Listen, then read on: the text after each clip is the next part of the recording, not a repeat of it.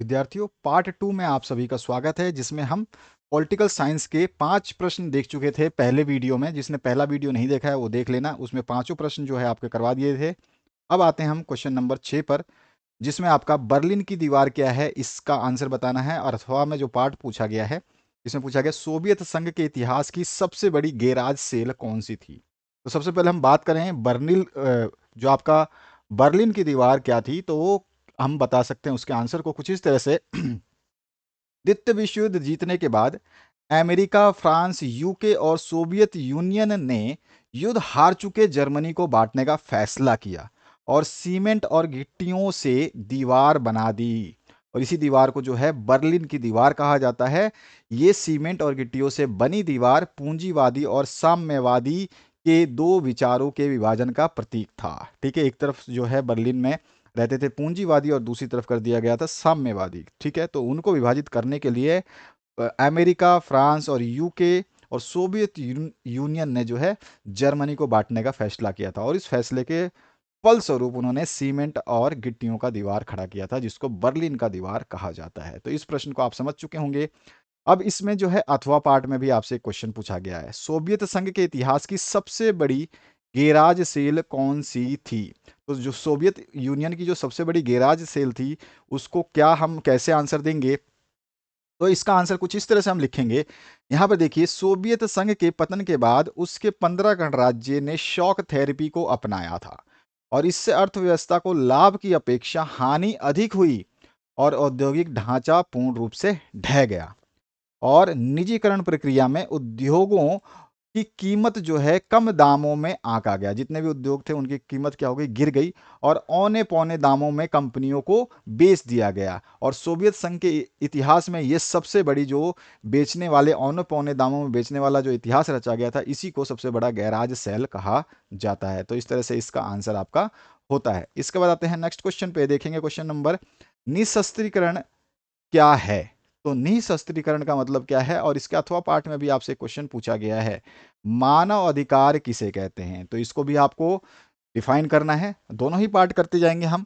तो यहां पर जो आप सबसे पहले निशस्त्रीकरण क्या है, तो इसकी बात करें तो यहां पर दिया गया है, निशस्त्रीकरण का शाब्दिक अर्थ शारीरिक हिंसा के प्रयोग के समस्त भौतिक तथा मानवीय संसाधनों का उन्मूलन यानी कि खत्म करना अर्थात समाप्ति है। यह एक कार्यक्रम है जिसका उद्देश्य हथियारों के अस्तित्व और उनकी प्रकृति से उत्पन्न कुछ विशिष्ट खतरों को कम करना है। इसी को निशस्त्रीकरण कहा गया है। अगर आप इसका लैंग्वेज को चेंज करना चाहते हैं तो आप या ऑप्शन मैंने दिया है, आप दो शब्दों में केवल लिख सकते हैं। निशस्त्रीकरण का अर्थ है विनाशकारी हथियारों, अस्त्रों शस्त्रों के उत्पादन पर रोक लगाना तथा उपलब्ध विनाशकारी हथियारों को नष्ट करना। ठीक है, तो ये होता है निशस्त्रीकरण। अब यहाँ पर जो दूसरा प्रश्न पूछा गया, मानव अधिकार किसे कहते हैं, तो यहाँ पर जो है हम सोवियत संघ के हिसाब से चलेंगे और जो है डिफाइन जो स्टैंडर्ड डेफिनेशन है उसको हम बात करने वाले हैं। तो यहाँ पे मानव अधिकार जो है, मानव अधिकार उन अधिकारों को कहते हैं जो प्रत्येक मनुष्य को मानव होने के नाते अवश्य मिलने चाहिए। संयुक्त राष्ट्र के मानव अधिकारों के घोषणा पत्र को 10 दिसंबर सन 1948 ईस्वी को मान्यता प्राप्त हुई और प्रत्येक सदस्य देश की सरकार से यह आशा की गई कि वह अपने नागरिकों को यह अधिकार प्रदान करेगी। ठीक है, तो इस तरह से आप मानव अधिकार की परिभाषा जो है लिख सकते हैं। इसके बाद जो नेक्स्ट पार्ट है, इसमें 2 अंकीय प्रश्न जो है, इसमें पूछा गया ग्लोबल वार्मिंग क्या है, और इसी के अथवा पार्ट में पूछा गया है भू साझा प्रॉपर्टी क्या है। तो दोनों प्रश्नों के उत्तर देखते हैं। सबसे पहले हम ग्लोबल वार्मिंग की बात करें तो ग्लोबल वार्मिंग क्या है देखते हैं। वायुमंडल में ग्रीन हाउस गैस से जैसे कि मीथेन, कार्बन डाइऑक्साइड और क्लोरोफ्लोरोकार्बन, जिसको CFC के नाम से भी जाना जाता है, के बढ़ने के कारण पृथ्वी के औसत तापमान में होने वाली बढ़ोतरी को ही ग्लोबल वार्मिंग कहा जाता है। ठीक है, इसके बाद आते हैं नेक्स्ट क्वेश्चन पे, जिसमें भू साझा प्रॉपर्टी क्या है इसकी बात करें। तो देखिए, भू साझा प्रॉपर्टी क्या होती है, तो हमारा अथवा का आंसर जो है इस तरह से होगा, भू साझा प्रॉपर्टी वो संपत्ति है जिस पर प्रत्येक नागरिक को निर्दिष्ट दायित्वों के साथ पहुंच और उपयोग का अधिकार है। ठीक है, परंतु उस पर उसका कोई स्वामित्व नहीं है। यानी कि साझा भू साझा प्रॉपर्टी जो है, आप बोल सकते हैं एक कम्युनिटी। जैसे कि आपके घर के आसपास में अगर आप पंचायत सभा में रहते हैं, या आपके गांव में पंचायत है, या फिर आपका हो सकता है नगर पालिका है, तो वहाँ पर जो पार्क होते हैं या जो ऐसे कम्युनिटी हॉल होते हैं जिस पे हम लोग शादी ब्याह का आयोजन करते हैं, और साथ ही साथ जो है उन पार्कों में घूमते हैं, चाहे वो किसी भी जाति का धर्म का आदमी हो, लेकिन वहाँ पर उसका उपयोग तो कर सकता है, लेकिन उसका वो स्वामी नहीं है। वही भू साझा प्रॉपर्टी कहलाती है, अगर आप सिंपलेस्ट शब्दों में समझना चाहें तो। इसके बाद जो नेक्स्ट क्वेश्चन है, वैश्वीकरण के दो आर्थिक प्रभाव आपको बताने हैं। देखिए ध्यान से क्वेश्चन को समझना है कि वैश्वीकरण के दो आर्थिक प्रभाव पूछे हैं, क्योंकि दो आर्थिक इसलिए पूछे हैं कि आपको उसको 2 नंबर देना है एग्जामिनर को। तो आपको तो 2 ही लिखने हैं, और ये ध्यान रखना है कि हम जो बता रहे हैं वो सॉल्यूशन कुछ आपको ढंग से लिखने हैं, ठीक है। तो वस्तुओं के व्यापार में वृद्धि होती है वैश्वीकरण से के कारण जो है, वैश्वीकरण के कारण संपूर्ण विश्व में वस्तुओं के व्यापार में वृद्धि हुई है।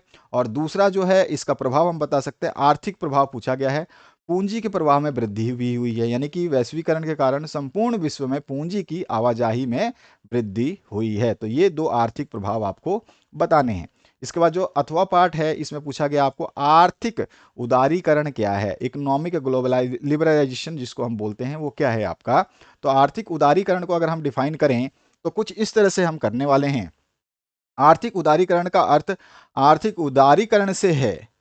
अब हम कह सकते हैं आर्थिक उदारीकरण से आशय अर्थव्यवस्था की एक ऐसी स्थिति होती है जिसके अंतर्गत व्यापारिक एवं औद्योगिक क्रियाओं के निष्पादन पर लगाए गए विभिन्न प्रतिबंध एवं नियंत्रण समाप्त कर दिए जाते हैं, या उन्हें शिथिल कर दिया जाता है, यानी कि बहुत ही कम कर दिया जाता है, या फिर उसको कमजोर कर दिया जाता है, जिसके कारण जो है कंपनियां अच्छे तरीके से व्यापार करने के लिए आती हैं और देश में अपना व्यापार जो है करती हैं, ताकि हमारी इकोनॉमिक कंडीशन अच्छी हो पाए, और साथ ही साथ रोजगार की जो बेरोजगारी की समस्या है वो भी खत्म हो पाए। तो उसी को हम आर्थिक उदारीकरण कहते हैं, कि हमारे नॉर्म्स जो नियम कानून है उनमें थोड़ा ढील बरता जाए, उसी को हम आर्थिक उदारीकरण के नाम से जानते हैं।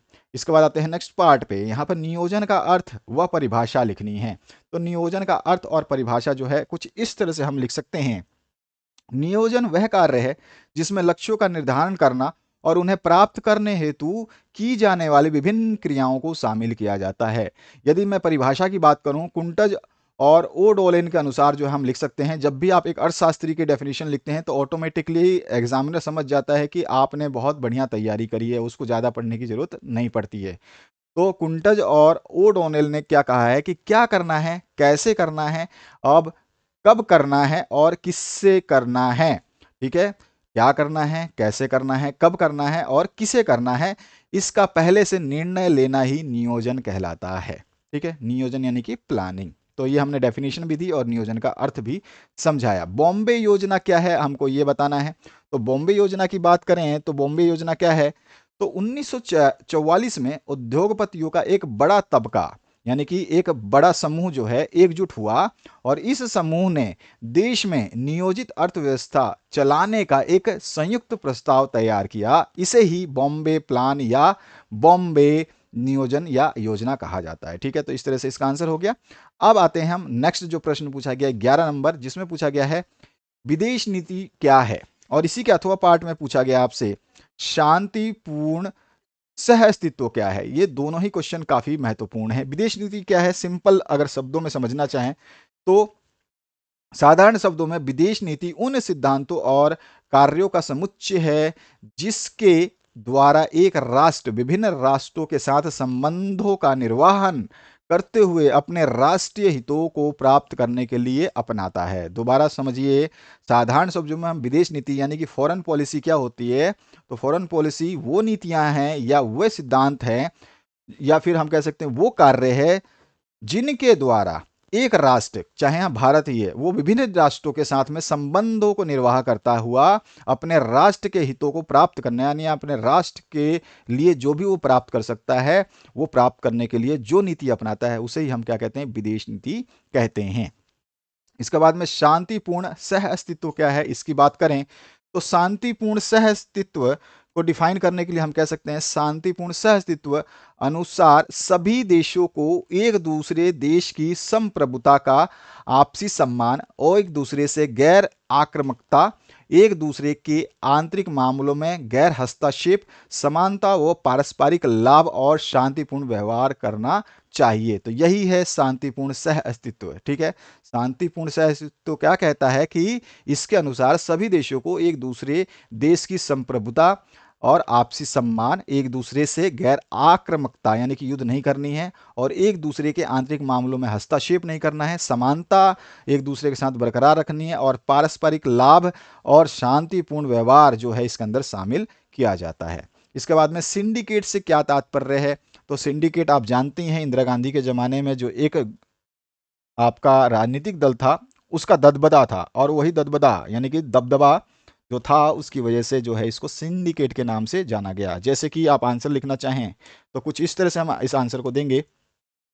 1960 के दशक में कांग्रेस पार्टी के संगठनात्मक ढांचे में कुछ प्रमुख नेताओं का एक समूह उभर कर आया और कांग्रेस के सभी निर्णय तथा गतिविधियों पर उस समूह की छाप पड़ने लगी थी।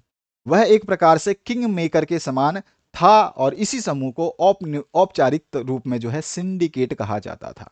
ठीक है, तो ये है सिंडिकेट की सिंपल सी परिभाषा। और यहाँ पर गैर कांग्रेसवाद किस सिद्धांत पर टिका था? तो गैर कांग्रेसवाद किस सिद्धांत पर टिका था? तो इसके आंसर को हम कुछ इस तरह से बताएंगे। गैर कांग्रेसवाद ऐसे दलों का समूह था जो कांग्रेस का विरोधी था, और गैर कांग्रेसवाद दल ने महसूस किया कि उनके वोटों के विभाजन ने ही कांग्रेस को सत्ता में बनाए रखा है, और यह दल इस सिद्धांत पर टिका था कि कांग्रेस शासन अलोकतांत्रिक है और आम गरीब लोगों के हितों का जो है ये विरोध करता है। ठीक है, तो ये है इस गैर कांग्रेसवाद का सिद्धांत और गैर कांग्रेसवाद।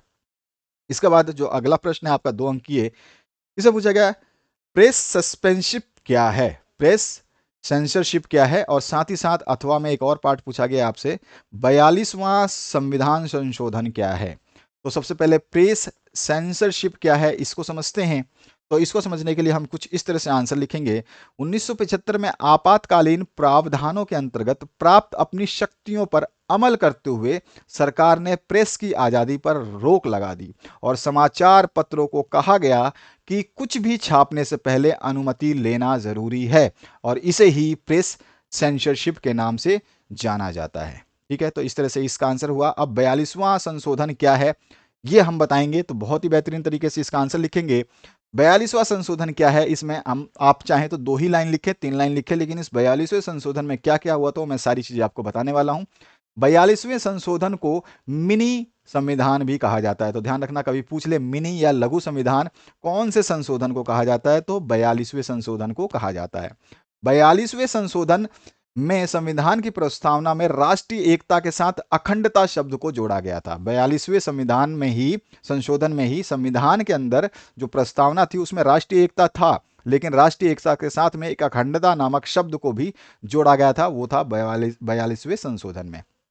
42वें संशोधन में भारतीय संविधान की भूमिका में समाजवादी एवं धर्मनिरपेक्ष शब्द को भी जोड़ा गया था। इसके अलावा 42वें संशोधन द्वारा मौलिक कर्तव्यों का समावेश भी किया गया था, और 42वें संशोधन में ही इसी संविधान संशोधन के द्वारा ही निम्न शब्द जोड़े गए, जिसमें आपका समाजवादी जो मैंने बता दिया, और धर्मनिरपेक्षता बता दिया यानी पंथ निरपेक्ष, तथा राष्ट्र की अखंडता, ये तीनों चीजें हमने ऊपर कर ली। तो आप इनमें से कोई भी दो अगर आप लाइन लिख देते हो कि 42वां संशोधन ये है, तो आप जो है इसके आंसर को सही तरीके से पूरे नंबर ले सकते हो। इसके बाद आते हैं नेक्स्ट क्वेश्चन पे। यहाँ पूछा गया स्वायत्ता क्या है, ठीक है, ऑटोनॉमी क्या है, और साथ ही साथ इसके और पार्ट में देखिए क्या पूछा गया है। यहाँ पूछा गया है राष्ट्रवाद क्या है। तो राष्ट्रवाद को भी आपको बताना है, और बहुत ही सिंपल सिंपल सारे आंसर्स मैं दे रहा हूं, जितने आंसर्स आप एक बार पढ़ेंगे इन सभी को बहुत बेहतरीन तरीके से आप याद करने वाले हैं। तो सबसे पहले हम बात करते हैं स्वायत्ता क्या है। तो देखिए, स्वायत्ता का अर्थ होता है किसी राज्य के द्वारा कुछ विशेष अधिकार मांगना, अर्थात स्वायत्ता किसी दूसरे के हस्तक्षेप के बगैर व्यक्ति, संस्था, राज्य और देश के अधिकार क्षेत्र में विषयों और मामलों में स्वतंत्र निर्णय लेने से होता है। इसी को बोलते हैं स्वायत्ता, यानी कि उसको खुद आज़ादी हो, वो जो भी निर्णय ले वो अपने हिसाब से ले ले। राष्ट्रवाद क्या है, तो राष्ट्रवाद को हम कुछ डिफाइन करना चाहें तो इस तरह से करना पड़ेगा हमें, ताकि हमारे को पूरे नंबर मिले 2 नंबर। तो राष्ट्रवाद राष्ट्र के प्रति प्रेम को दर्शाने वाली विचारधारा है, और राष्ट्रवाद अपने राष्ट्र के भौगोलिक, सांस्कृतिक और समाज में रहने वाले लोगों में प्रेम और एकता की भावना है। ठीक है, ये सिंपल सा डेफिनेशन जो है आपको राष्ट्रवाद की बतानी है। इसके बाद जो नेक्स्ट क्वेश्चन है, इसमें पूछा गया गठबंधन सरकार क्या है, और इसी के और पार्ट में आपसे पूछा गया है सत्ता का विकेंद्रीकरण क्या है। ठीक है, तो यहां पर गठबंधन सरकार क्या है और सत्ता का विकेंद्रीकरण क्या है, इन दोनों को समझते हैं। सबसे पहले पार्ट करें हम। गठबंधन सरकार का मतलब होता है जब कोई पार्टी बहुमत में नहीं आ पाती है तो उसे दूसरी पार्टी अपना समर्थन देती है, जिससे वह सरकार बनाने के लायक हो जाती है, उसे ही गठबंधन कहते हैं। और गठबंधन में कई राजनीतिक दल उनका साथ देते हैं। गठबंधन ऐसा नहीं है कि ये दो पार्टियां ही मिलकर गठबंधन करती हैं, गठबंधन में कई राजनीतिक दल जो है इसमें सम्मिलित हो सकते हैं। अगला जो प्रश्न है, सत्ता का विकेंद्रीकरण क्या है, तो सत्ता का विकेंद्रीकरण की हम बात करें तो हम अथवा के पार्ट की बात करते हैं, तो सत्ता का विकेंद्रीकरण जब सत्ता केंद्र और राज्य सरकारों से लेकर के स्थानीय सरकार को दे जाती है तो इसे सत्ता का विकेंद्रीकरण कहते हैं। और ये बहुत ही आवश्यक है, क्योंकि एक सरकार जो है पूरे देश के हर इलाके में, चप्पे चप्पे में, गांव में, कस्बों में नजर नहीं रख सकती है। तो उनको राज्य को और जो है जिले को, ठीक है, आपके जो नगर हैं उनको, साथ ही साथ आपके कस्बे हैं उनको जो है एक शक्ति देनी पड़ती है, जहाँ पर न्यायपालिकाएं बनती हैं, कुछ पुलिस चौकियाँ बनती हैं, कुछ इस तरह से बहुत सारी चीज़ें बनती हैं जो आपके ऊपर नियंत्रण रखते हैं और आपकी देखभाल भी करते हैं। उसी को हम बोलते हैं सत्ता का विकेंद्रीकरण, सिंपल शब्दों में। इसके बाद आते हैं क्वेश्चन नंबर 16। तो 16 नंबर क्वेश्चन जो है आप देख रहे हैं यहाँ पर 3 नंबर के स्टार्ट हो चुके हैं। तो 3 नंबर के क्वेश्चंस को हम नेक्स्ट पार्ट में डिस्कस करेंगे और इसी तरीके से बेहतरीन तरीके से जो है हम इनको डिस्कस करेंगे, जिसमें आपको सोवियत प्रणाली के दोषों का वर्णन करना है, दोष लिखने हैं। तो सारी चीजें हम डिस्कस करेंगे आने वाले नेक्स्ट वीडियो में। मैक्सिमम कमेंट करते रहें ताकि आपके सॉल्यूशंस जल्द से जल्द आप तक पहुंच पाए।